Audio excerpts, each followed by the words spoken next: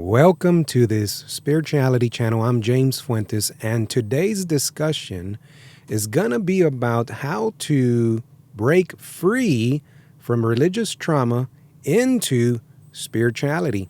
So if this sounds interesting to you, stay with us in this discussion because we're going to identify what this is, what it feels like, looks like, in this situation, and I'm going to give a couple of tips at the end how to break free and begin the process if you find yourself in this situation. Just before we dive in here, I want to give a brief disclaimer. We are not trying to bash any kind of religion or talk in a disrespectful way about religions and systems of faith. What we are trying to do is identify where religious trauma can exist and what it sounds like. So keep this in mind. In this context of this discussion, we are not again trying to disrespect or talk badly about people or society in general. We want to come to a spiritual balance so that we can grow internally and in turn help others. One of the first things that we can recognize in these organizations of religion is emotional manipulation.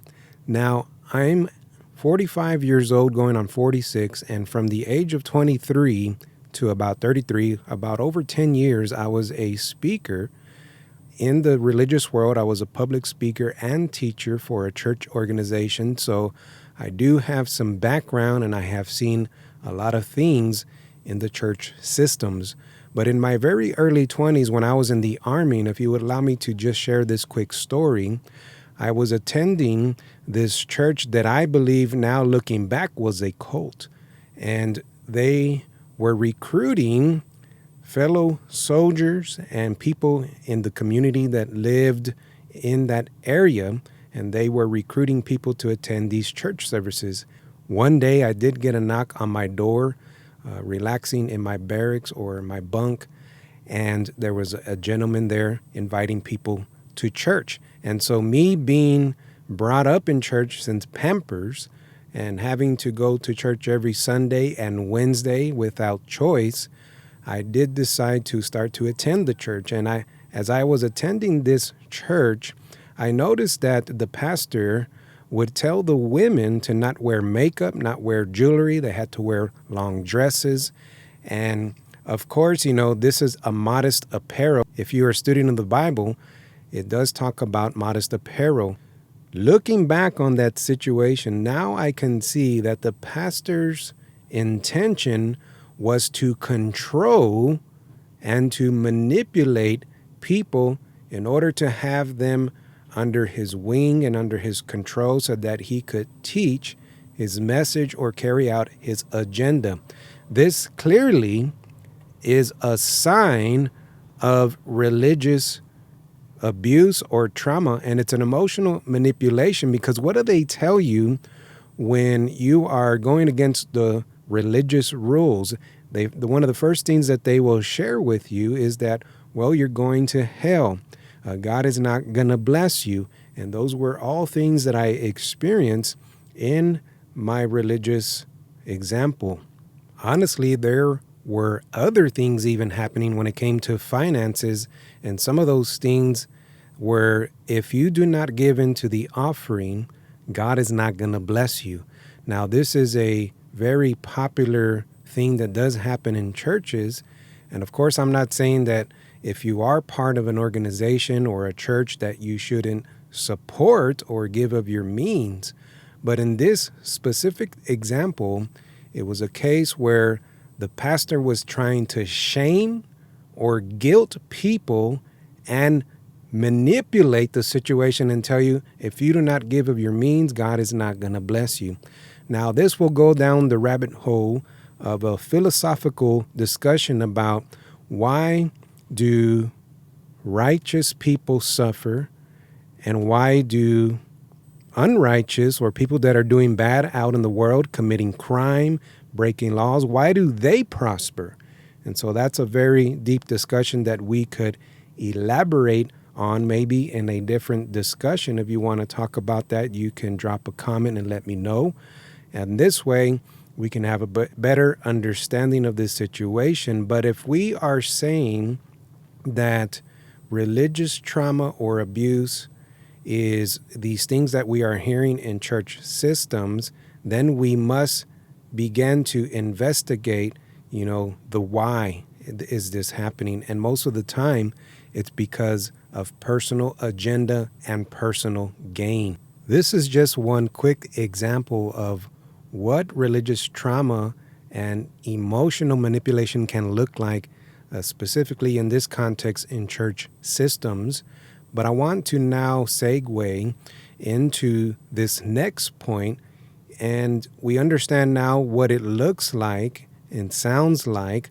I want to now take you into this other point of what does this cause in our life when we were brought up this way. Now, me personally, from childhood, even from the day I was born moving forward, I can remember, attending church very, very little. I went to a private school, and I can remember even memorizing scripture of the Bible or in the Bible at about the age of 10, 11, 12. And so I was surrounded and saturated by these religious beliefs and systems. And so I understand what that feels like and looks like. Even now, older and more mature spiritually, I can see what I experience. But what happens when over time this duration takes place of being exposed to this kind of system? What happens to you when you experience these things? Well, you begin to lose your self-identity. In other words, you are so indoctrinated that you no longer have a say-so in your mind, body, and spirit. Another spiritual teacher or leader is leading you and persuading you and taking you along this manipulative journey, and you don't even know who you are anymore. You can't even think for yourself.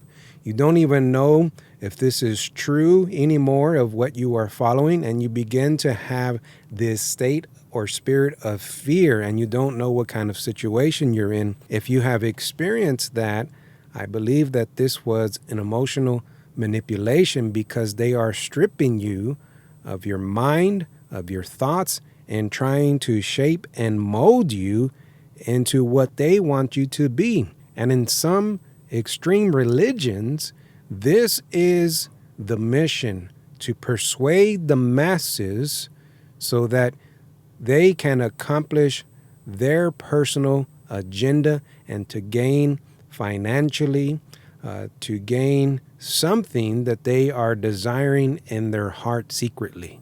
Again, I want to reiterate that we are not trying to condemn or disrespect religions, because we know that all systems of faith are not like this. There are good systems of faith out there that are teaching right and standing up when it is necessary, giving back to the community and teaching people to do good for goodness sake.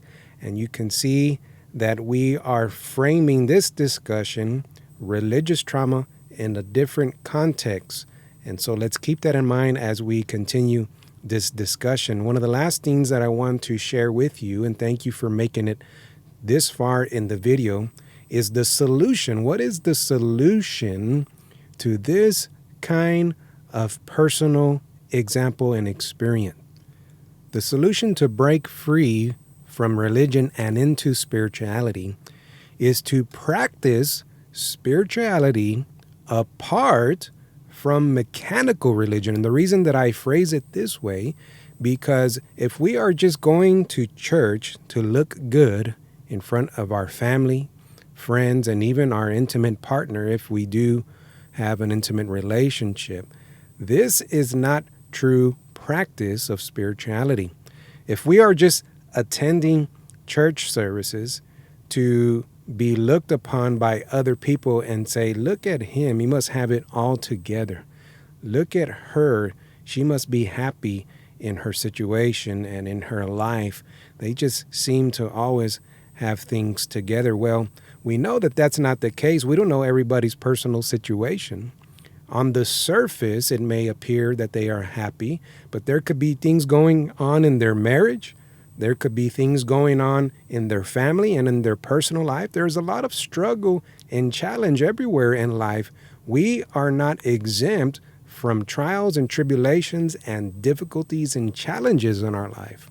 And so what we want to do is we want to practice spirituality in its pure sense. It could just be going out by a pond and beginning to meditate and remove negative energies from your body. You can think about the beautiful ocean and the sounds that it makes and how that your spirit receives them, and it begins to center and spiritually balance you. This is a form of spirituality. Other people use exercise, martial arts, yoga, and all these physical activities that can produce good mood feelings. And this is a way that we can practice centeredness and balance. And so keep in mind that spirituality in its pure and general sense is not necessarily having to be part of a church or organization. But more importantly, here's a huge point I want to make, is what works for you. What gives you fulfillment and happiness? What is true to you? Now, we are all made up of the universe. We are energy. And so it's important that we are careful of what enters into our mind, because the mind will tell the body what to do, and the body reacts to that. And once that happens, it can either go in a negative path or it can go into a positive path. And so we have that choice. What is true to us? What centers us? What I like to do in my spiritual practice is I express gratitude every day. I try not to compare myself and look at others of what they have. And I try not to, fall into that trap. I give thanks. I am content with what I have. And if I want something I desire in the future or that I'm longing for, I will put in the work, I will put in the practice, and I will be patient spiritually, physically, and in my mind, body, and spirit. This is the human constitution. And I will achieve what my heart desires, so long that it is good and that it will help others in their life. So this is a spiritual practice that we can separate from religion. And the last solution tip that I have for you is to keep an open mind. Because when we are set in our ways, when we are stubborn, and we do not want to receive other philosophies, systems of faith, or just wisdom in general, then we can be robbing ourselves of the personal growth and spiritual growth that we deserve. It doesn't mean that we have to follow every doctrine, doesn't mean we have to follow every opinion or advice.